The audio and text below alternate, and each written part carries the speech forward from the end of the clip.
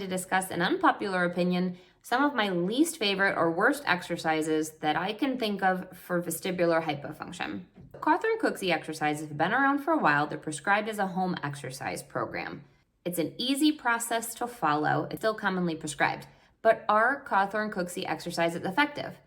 The answer might surprise you, so make sure that you stay tuned. The exercises include laying in bed and moving the eyes, progressing to seated, standing, and then walking, moving the eyes. Shoulder shrugs, walking in circles, or doing convergence exercises where you're taking your finger and pulling that in and back, claiming that it does help dizziness. But are those exercises effective when dealing with a hypofunction?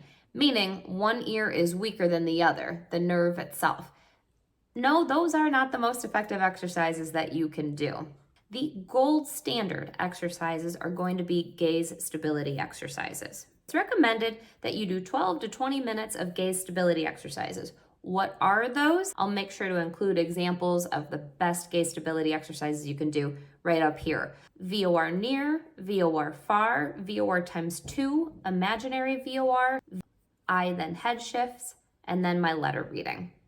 If you haven't already, make sure you grab the free download on gaze stability exercises and their progression in the comments below.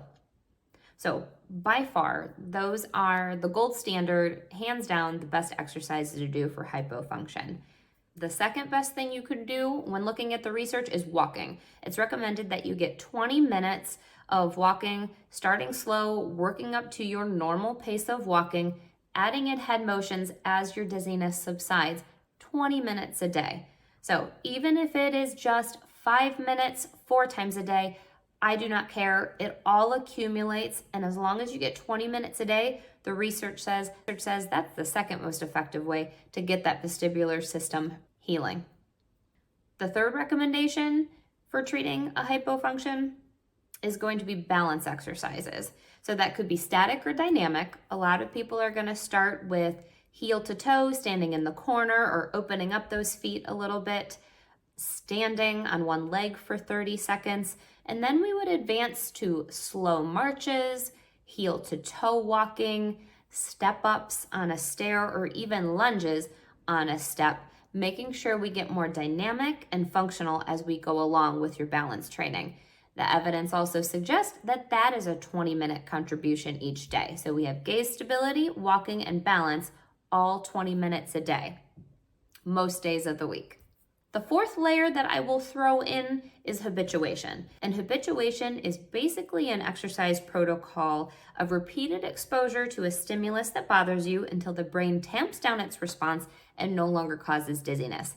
Common habituation exercises that I will prescribe are rolling in bed, doing a 180-degree turn, bending over to get your shoes and then back up, or taking dishes out of the dishwasher. Hopefully you found this valuable. Please feel free to subscribe, like, and share so I know that you want me to make more content like this. Until I see you next week, stay healthy, stay strong, and stay steady.